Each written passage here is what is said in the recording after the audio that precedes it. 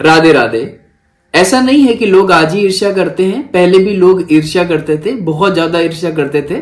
और ईर्ष्या के चक्कर में लोग सोचते थे कि कई हथकंडे अपनाकर हम लोगों की जान ले लें। आज आपको उसी को रिलेटेड एक बहुत सुंदर सा प्रसंग बताने वाला हूं, जो कि सुन के आपको बहुत सुंदर लगेगा। बहुत पहले की बात है, प्रथम ओरछा की राजा राम बुंदेला जी के दरबार में एक दरबारी कवि हुए, जिनका नाम आप सभी ने सुना होगा, तानसेन जी। बहुत प्रसिद्ध कवि हुए, बाद में उनको संगीत सम्राट की उपाधि भी मिली। लेकिन उससे पहले वो जो राजा राम बुंदेला थे, उनके दरबार के दरबारी कवि थे। तो उनके दरबार में और भी बहुत सारे कवि थे, तो वो सारे के सारे कवि उनसे ईर्ष्या करते थे, क्योंकि वो गान कला में बहुत निपुण थे और कोई भी उनकी बराबरी नहीं कर पा रहा था। उनको एक राग आता था विशेष रूप से, जिसे दीपक राग कहते हैं। अब दीपक राग के साथ ये होता है कि अगर किसी ने दीपक राग गाया, उसको सुनाया, तो दीपक राग के बाद में उसको मेघ मलार राग गाना पड़ता है, उसको शांत करने के लिए। अगर ये दोनों राग आते हैं तभी वो इंसान रह सकता है। अगर किसी ने दीपक राग गाया और बाद में मेघ मलार राग नहीं गाया, तो उस जो इंसान है जिसने दीपक राग गाया है, उसको बहुत दिक्कतों का सामना करना पड़ सकता है, क्योंकि उसके शरीर में पूरी की पूरी जलन होने लगती है। और कई बार तो मतलब ऐसा हो सकता है कि प्राण निकलने तक की स्थिति आ जाती है। तो वहां के जो अन्य दरबारी कवि थे, उन्होंने तानसेन जी के खिलाफ में एक षड्यंत्र रचा कि क्योंकि इनको दीपक राग आता है लेकिन मेघ मलार राग नहीं आता है, तो राजा से निवेदन करते हैं कि राजा इनसे दीपक राग गवाएं। बट ये बात तानसेन जी को पता नहीं चली पहले। अब राजा ने क्या किया, एक विशेष प्रकार का जो संगीत समारोह है उसका आयोजन किया। आयोजन करने के बाद जो है सारे के सारे लोगों ने अपनी परफॉर्मेंस दी वहां पे। जब तानसेन जी का नंबर आया तो उनको राजा ने बोला कि राजा ने कहा कि आप दीपक राग सुनाइए। अब तानसेन जी तो अचानक बहुत ज्यादा सरप्राइज हो गए कि उनको बोला गया कि आपको दीपक राग गाना है। तो तानसेन जी ने राजा को बहुत अनुनय विनय किया कि महाराज, दीपक राग के साथ हमें मेघ मलार भी आना चाहिए, नहीं तो फिर मेरे प्राण संकट में आ जाएंगे।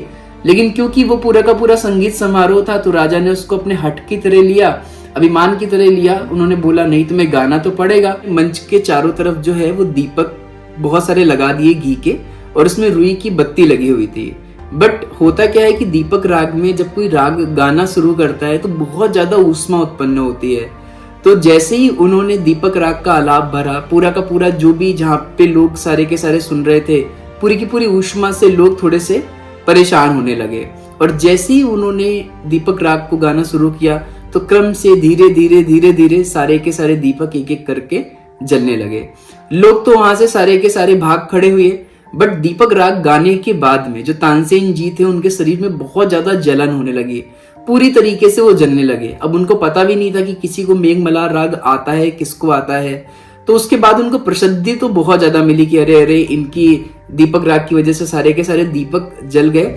लेकिन जो उन्होंने बोला था कि उनके प्राण जो थे वो संकट में चले गए। अब वो इधर उधर बिल्कुल परेशान होके घूमने लगे, इधर उधर जाने लगे। बट वो घूमते घूमते धीरे धीरे जो ओरछा की जंगल थे वहां पर पहुंचे। और पहुंचते पहुंचते उनको दो मैया लोग मिली, जो कि उस समय पर जो कंडे वगैरह होते हैं वो बटोर रही थी। तो उन मैया ने उनको जैसे ही देखा तानसेन जी को, उन्होंने कहा कि अरे, ये तो दीपक राग से जले हुए लगते हैं। तो वो जान गए कि ये जो मैया लोग हैं, इनको संगीत का अच्छा खासा ज्ञान है। तो इनसे मैया से निवेदन करते हैं, तो वो अगर मेघ मलार गा लेंगी तो मेरा जो शरीर है वो थोड़ा शांत हो जाएगा और जो मेरी जलन है वो मिट जाएगी। उन्होंने मैया से निवेदन किया कि क्या आप मेरे लिए मेघ मलार राग गा सकती हैं।